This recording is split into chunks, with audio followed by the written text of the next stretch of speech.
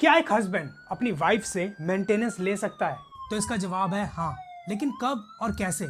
आज के शो में मैं आपको बताऊंगा किन सर्कमस्टांसेस में, किन परिस्थितियों में एक हस्बैंड अपनी वाइफ से मेंटेनेंस क्लेम कर सकता है। Stay tuned because it's a social platform, it's my stand, it's Indian guardian.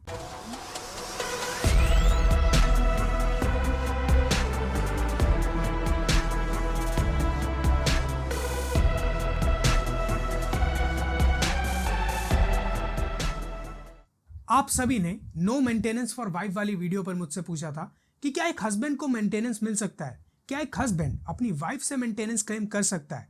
आज हम उसी टॉपिक पर बात करेंगे।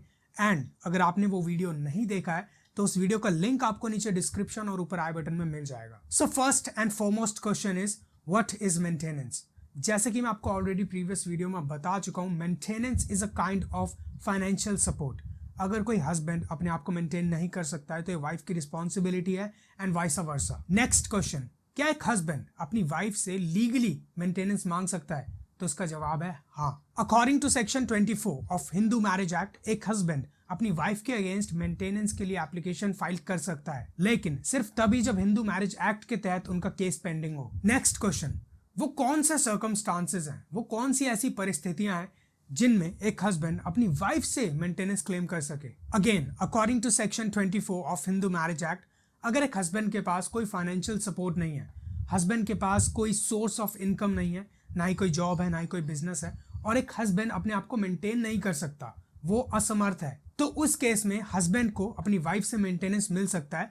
अगर वाइफ अर्न करती है तो, वाइफ के पास अच्छा खासा अर्निंग सोर्स है तो। नेक्स्ट क्वेश्चन, एंड ये भी एक बहुत ही इंपॉर्टेंट क्वेश्चन है कि एक हस्बैंड अपनी वाइफ से मेंटेनेंस में क्या क्या क्लेम कर सकता है। Again according to section 24 of Hindu marriage act, एक हस्बैंड अपनी वाइफ से जो लिटिगेशन एक्सपेंसेस है, मतलब एक हस्बैंड ने अपनी वाइफ के अगेंस्ट जो केस फाइल किया है, उस फाइलिंग के अंदर जो भी एक्सपेंसेस खर्चा वगैरह हुआ है वो क्लेम कर सकता है। और साथ ही साथ एक हस्बैंड अपनी वाइफ से मंथली एक्सपेंसेस ले सकता है जो उसको हर महीने मिलेंगे।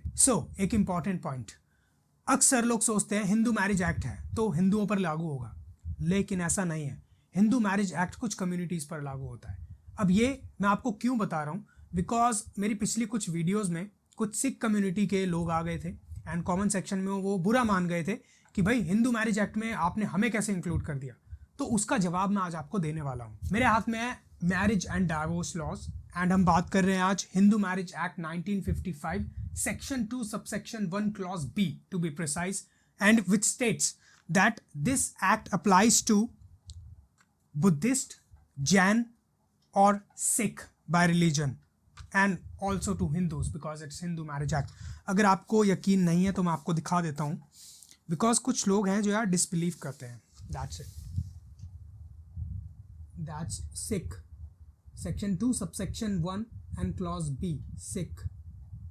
जैसा कि भी आपने देखा, हिंदू मैरिज एक्ट कई कम्युनिटीज पे अप्लाई होता है।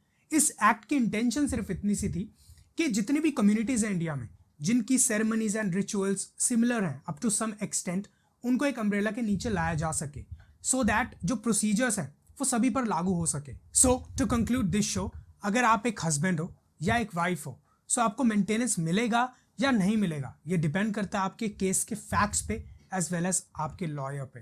If you want any kind of legal assistance, you can contact me on my Instagram account and I'll be there. Link to my Instagram account is given below in the description box. That's all.